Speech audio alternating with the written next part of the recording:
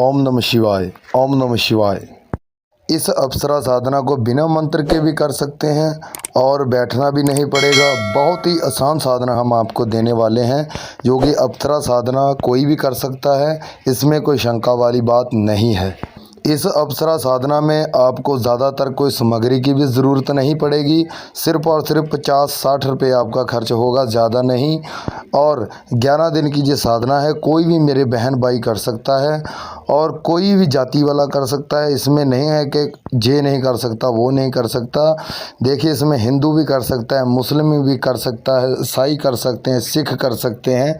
इसमें यहाँ तक कि कोई भी पंथ इस साधना को कर सकता है। और इस साधना में नियम है जो उनको भी आपने फॉलो करना है। अगर आप नियम को फॉलो नहीं करेंगे, नियम का पालन नहीं करेंगे, तो साधना सिद्ध होने का कोई चांस नहीं है। देखिए, यही छोटे छोटे पॉइंट होते हैं जिनकी वजह से कोई भी अप्सरा साधना नहीं सिद्ध होती। चलिए बताते हैं क्या करना है, क्या नहीं करना, पूरा विस्तार के साथ बताएंगे।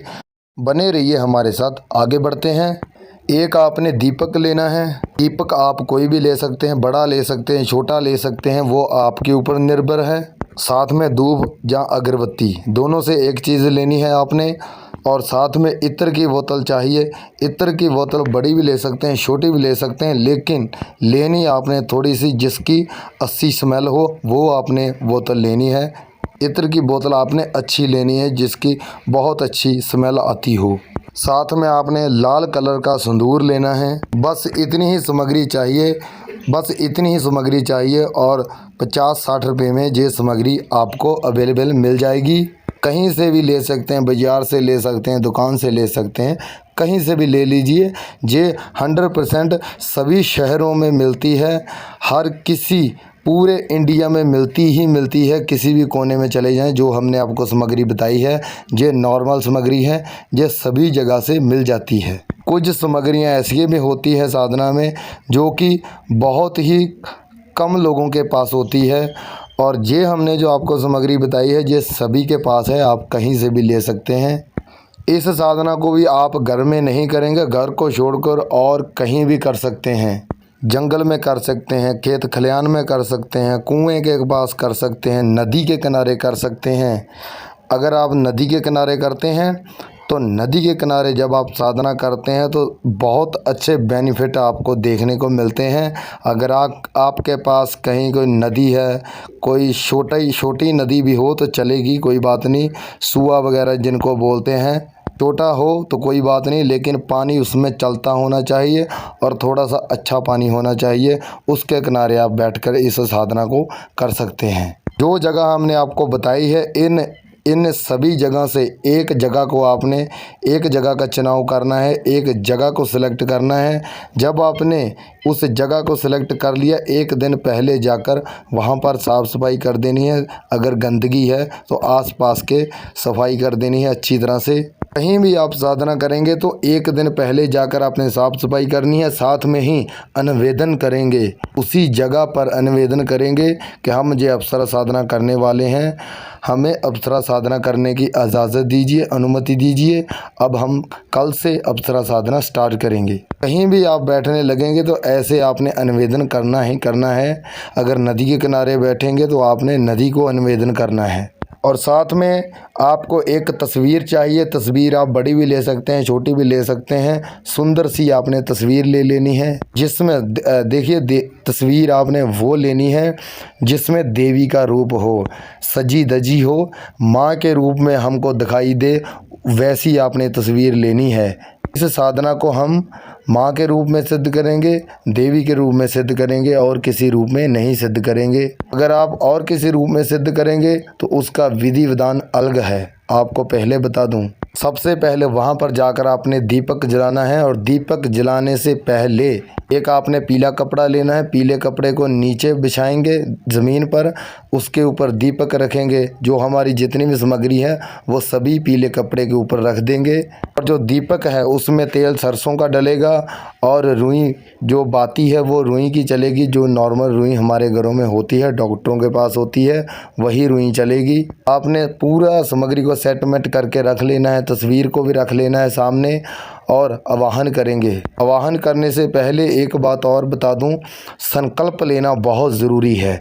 तो आपने शिव शंकर जी के मंदिर में जाकर सबसे पहले संकल्प लेना है। हाथ में गंगा जल लेकर आपने पूरा नाम गोत्र पूरा बता देना है, साधना वगैरह बता देनी है कि हम गुरुजी ये साधना करने वाले हैं और हमें ये साधना करने की आज्ञा अनुमति दीजिए।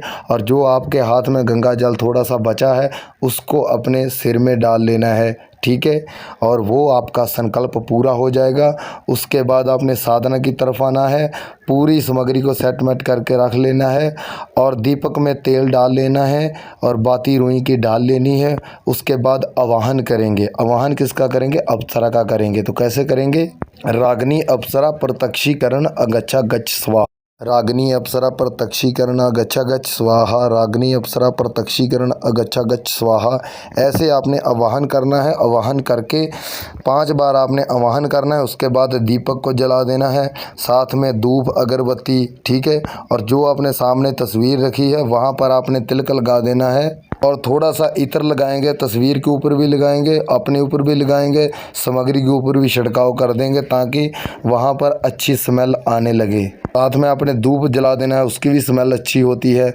और अच्छी क्वालिटी का धूप लीजिए ताकि उसकी स्मेल भी अच्छी हो। यहाँ पर आप साधना करेंगे, अगर वहाँ पर जितना भी वातावरण, अगर हमारा वातावरण पूरा खुशबूदार होगा उतनी ही अप्सरा जल्दी आएगी। जैसे आपने विधि विधान पहले दिन किया है, आपने जब पूरा काम कर दिया उसके बाद आपने 108 बार आपने जाप करना है। जो हमने आपको मंत्र बताया है, रागिनी अप्सरा प्रत्यक्षीकरण अगच्छा गच्छ स्वाहा, वही मंत्र आपने 108 बार जाप करना है। और 108 बार जाप करना है और जल्दबाजी में नहीं करेंगे, धीरे धीरे से करेंगे, प्यार से करेंगे। ऐसा नहीं कि आप जल्दी से करेंगे उसके बाद सीधा अपने घर में चले जाएंगे, ऐसा नहीं करेंगे। प्यार से करेंगे, धीरे से करेंगे। मंत्र जाप आराम के साथ आपने मंत्र जाप करना है। 108 बार मंत्र जाप करेंगे। उसके बाद अपने शरीर के ऊपर फूंक लगाएंगे और सीधा ही अगर अपने घर में आ जाना है। दूसरे दिन जाएंगे, साफ़ सफाई करेंगे, तस्वीर की भी करेंगे और तिलक जो लगाया है वो भी साफ़ कर देना है और दीपक साफ़ करेंगे।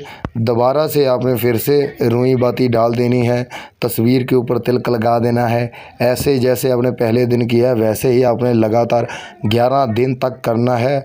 और आखिरी दिन में, हाँ, बीच बीच में आपको पहले बता दूं अनुभव होंगे। तो अनुभव अगर नहीं होते तो इसका मतलब यही है कि आपकी जो साधना है वो आप गलत कर रहे हैं, तभी तो आपको अनुभव नहीं होते।